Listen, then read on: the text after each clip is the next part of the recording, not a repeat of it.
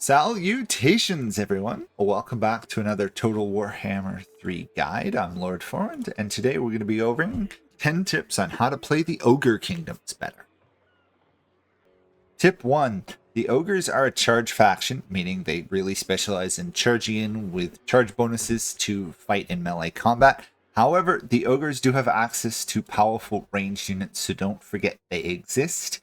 Their pistols are really devastating at reasonably short range, but the real monster is Lead Belchers that has been nerfed several times, but it still has a very large range. Think half the range of a catapult or cannon, but just almost as much damage, and you got 8 entities rather than 1 or 2. Powerful units everywhere else, though, so you're going to get into melee combat a lot, but don't neglect the ability to do damage from range. It really helps the ogres soften up the enemy before they go in. Tip 2. The ogre roster is divided into two pretty much levels. You have your ogres and other strong units, and then you have the trash units known as Gnoblars. They are pretty bad. However, they do have a purpose in the game. They are good at tying up the enemies. So all the Gnoblars here have a small range distance, but they are expendable, which is great. They also have access to what is called Gnoblar traps, which is it's technically a hex, but think of them running over and throwing a net on somebody. It does minor damage, so don't think about it, but it slows down the speed and reduces charge bonus of the enemies for 20 seconds.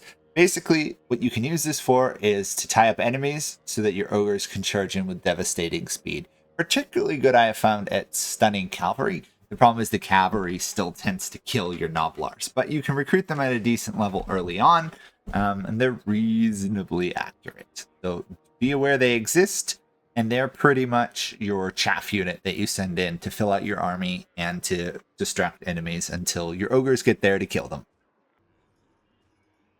Tip 3. Try to charge and withdraw and rinse and repeat with the ogres to maximize your charge bonuses. So all ogres have decent charge bonuses. Some are slightly better than others, but significantly that boosts your melee attack when you go into combat. So when you charge in, this ogre unit will get an additional 44 to its attack. That is very powerful. However, charge bonuses wear off once they join combat. So be aware that in order to maximize it, you need to pull out and then go back in again. Be aware that ogres, unlike most other factions, can charge into braced defenders. Because they have the unique ability Ogre Charge. They only lose half of the charge bonus, so it's still not as effective as charging into non-brace units. But 22 onto your melee attack stuff is better than nothing, which other cav units can struggle with. So don't be afraid to charge into people who already few, like spearmen or people who have abilities against charge. You'll still do decent damage, but it's still not the world's greatest strategy. Also, you need to go in and out to maximize it. So have several waves of ogres to crash in. First wave, once the bonus goes down, send your second wave in, pull the first wave out type stuff. Thankfully, ogres are decently fast, so you can pull this off. Think kind of like minor cav units. The ogre cav that they do have is really good at this, even more than their base infantry units. I mean, this is an 80 charge with ogre charge. This is amazingly powerful of a cav unit. Super expensive, but great. Just be aware, charge bonuses wear out, rinse and repeat.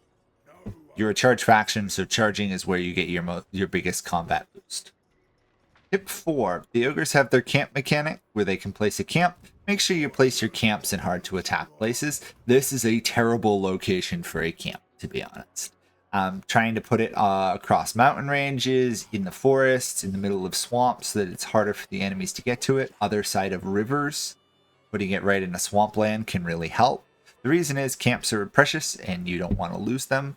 So the harder it is for the enemy to get to it, the more time you have to respond for an enemy targeting your camp, and the less likely they will go for it in the first place because they have to find it and they have to get to it. And if it's on the other side of a mountain range, unless they're the dwarves or Skaven, they have to walk all the way around it. Of course, you have to walk all the way around it yourself to get out of there, but you can afford to do that. Tip 5, and this might be one of the hardest ones for new players to wrap your heads around. Your settlements are less valuable than camps. Pretty much for every faction in the game, having your settlements, you want to defend them because that's how you make your money and how you produce things. And overall, if you run out of settlements, you start to lose the game. Not so much for the ogres. In fact, the ogre settlement build tree is rather limited. You've got limited population slots that you can build in, and by and large, you don't generate any significant amount of money, 150 from your income. You get some corruption and you get some meat. However, if you go to a camp and look at it, you'll see that the tree is way bigger. In fact, you can generate massive amounts of money as you go along. In fact, your starting income building in a camp is better than settlement ones. So if you have to lose something, lose a settlement, keep your camp. Because your camp is where you both produce units and make money. And is extraordinarily valuable. Losing a camp can be devastating.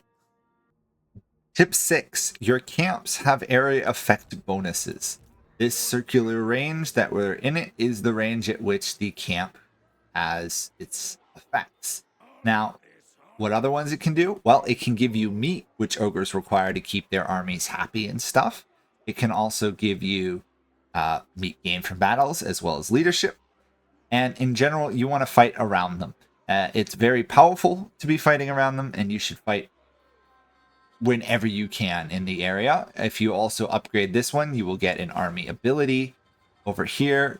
In general, you can just recruit within the area. It's worth doing. Even your yellow sort of garrison buildings also give increased income as well.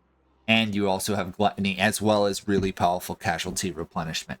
Basically, if you're fighting more than one battle, you should be fighting within the area of a camp.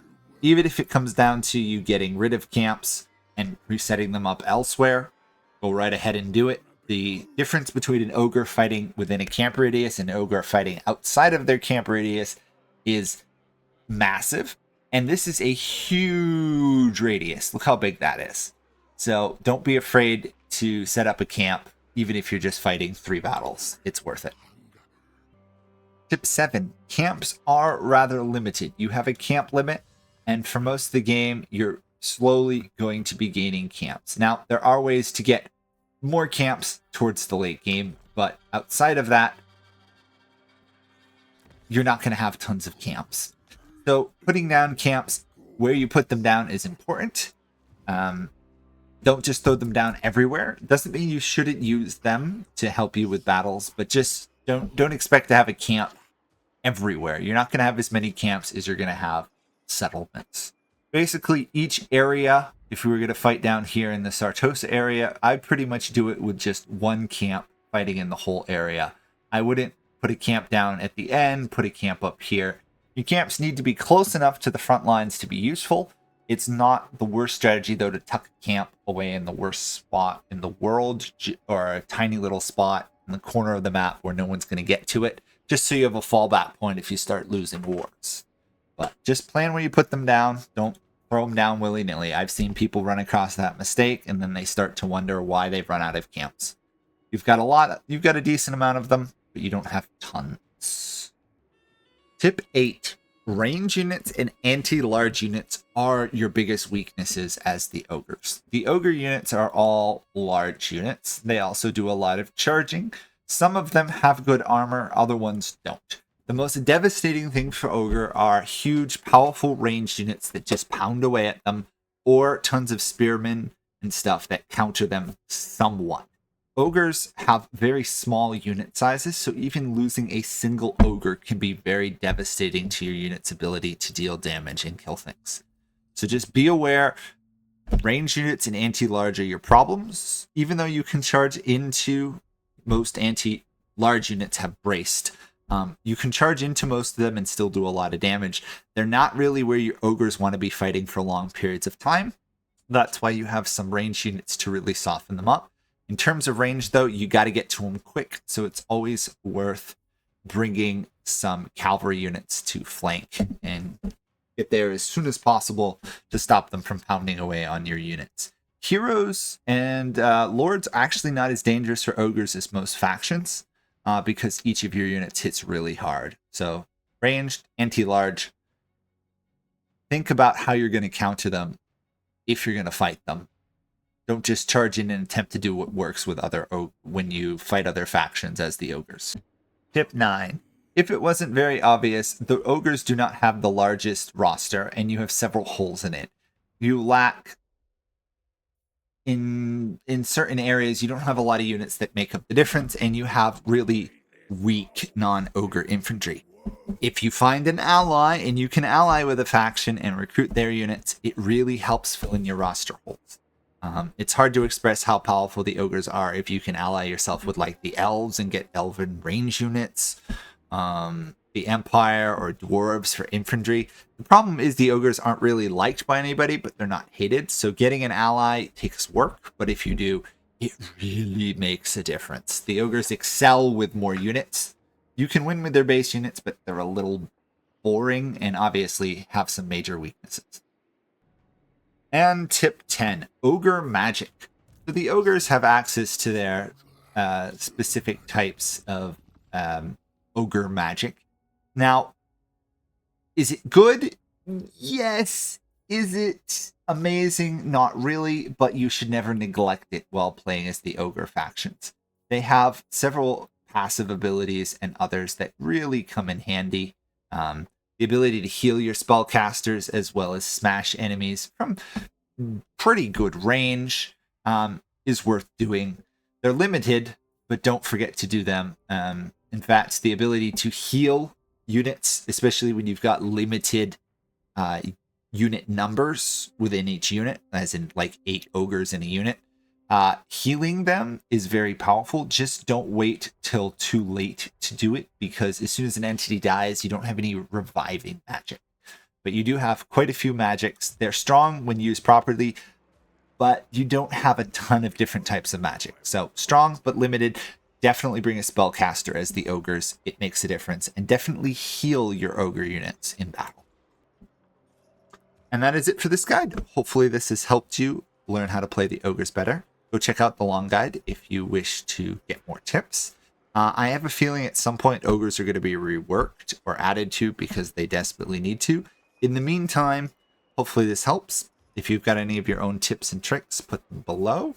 And if this guide helped you, do like, comment, and subscribe. And I will see you all in another video. Let's play. Thanks for watching. Bye for now.